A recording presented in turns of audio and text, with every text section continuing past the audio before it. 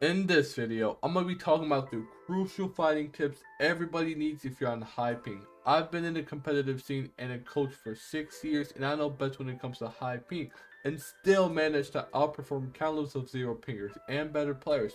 Ping does cap your skill to a certain extent, however adapting to the ping disadvantage allows you to exceed your cap limitations. Without wasting much of y'all time, I really do hope y'all learn a thing or two from this video. Alright, let's break it down. When you're dealing with high ping, you gotta switch up the way you play. Become a defensive fighter. And that doesn't mean sitting back and waiting for things to happen. It's about mastering the art of controlled aggression. Let's break it down. Being aggressive doesn't mean recklessly charging into every skirmish. It's about seizing opportunities and dictating the flow of the fight. Why? Because momentum is the name of the game. If your opponent has an upper hand, the chances of you missing a shot skyrockets. That's where the defensive twist comes in though. High ping might be a disadvantage, but it's no excuse to sit on the sidelines. Instead of rushing headlong into a fight, hang back a bit. Avoid getting entangled in close quarter combats, and for goodness sake, stay away from those walls. Embrace your secondary weapon like it's your lifeline. Trust me, it will be the sole purpose why you win a fight. But here's the kicker. As a defensive player, your objective isn't just survival, it's domination. Keep the pressure on, dish out damage like it's going out of style, and don't let yourself become a punching bag, because once you start taking hits, the tide of the battle can turn against you in a blink of an eye. Now, the second tip, slow down to speed up. Yep, you heard me right. When it comes to gaming, sometimes the key to success is taking things nice and easy. Let me break it down for you.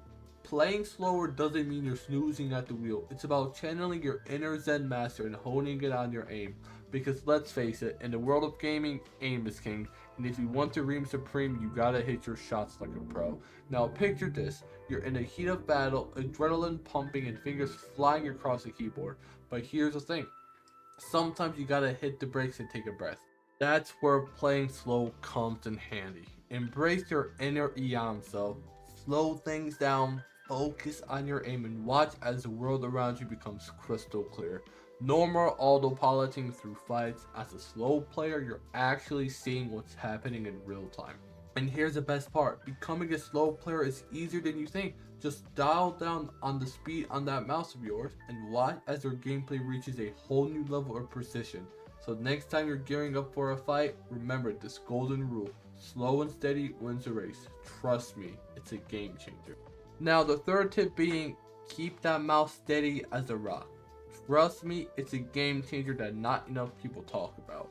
Listen up, you controller players. I know you've got it easy with those smooth movements, but us mouse users, we've got to work a little harder to keep our aim on point.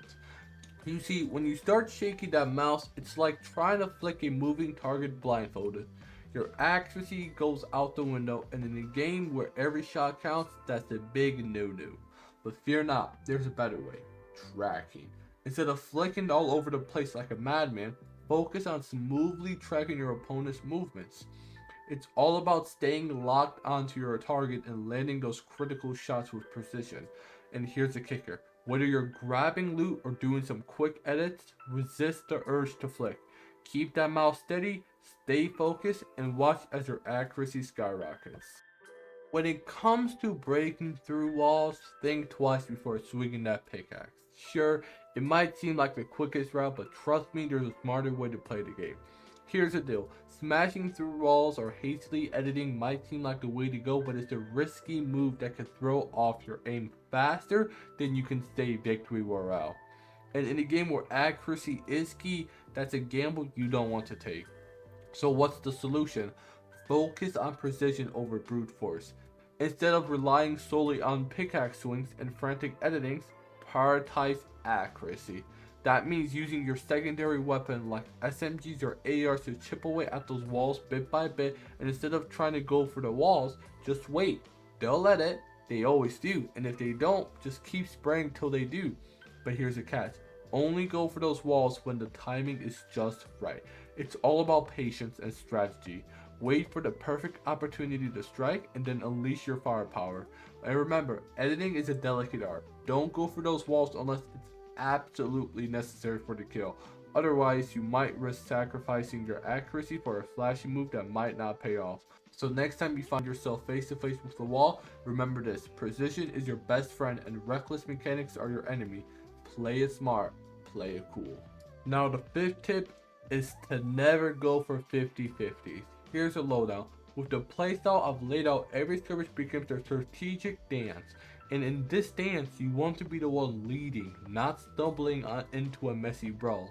So why avoid those 50-50s? Simple. It's all about playing the long game. The style isn't about winning every fight outright. It's about outlasting your opponent and seizing the right opportunities when they arise. Think of it like this: by avoiding those 50-50s, you're not just prolonging the fight, you're increasing your chances of coming out on the top in the end. It's a game of patience, precision, and perseverance. And here's the kicker: staying aggressive doesn't mean throwing caution to the wind.